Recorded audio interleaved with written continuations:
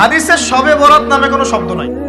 একদল এটাকে নিয়ে এত বেশি বাড়াবাড়ি করছে যে এটাকে একদম লাইলাতুল কদরের উপরে নিয়ে চলে যাচ্ছে।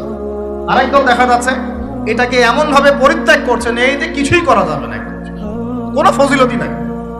এখন আসলে মধ্যম পন্থা কি, মাঝখানে আমরা কি করবো তা জানার দরকার আছে কি নাই?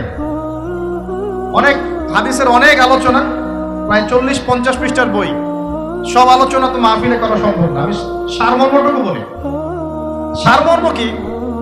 হাদিসের শবে বরাত নামে কোনো শব্দ নাই। এক নাম্বার কথা কি নাই ভাই? শবে বরাত নামে কোনো শব্দ নাই। আছে লাইলাতুন নিসফু মিনাশ শাবান, শাবান মাসের মধ্য রজনী। শাবান মাসের মধ্য রজনী। শাবান মাস কি? উত্তর, নবী সাল্লাল্লাহু আলাইহি ওয়াসাল্লাম রমজান মাসের পর যে মাসে রোজা রাখতে বেশি গুরুত্ব দিয়েছেন তার নাম শাবান। আয়েশা রাদিয়াল্লাহু আনহা তিনি বলতেন যে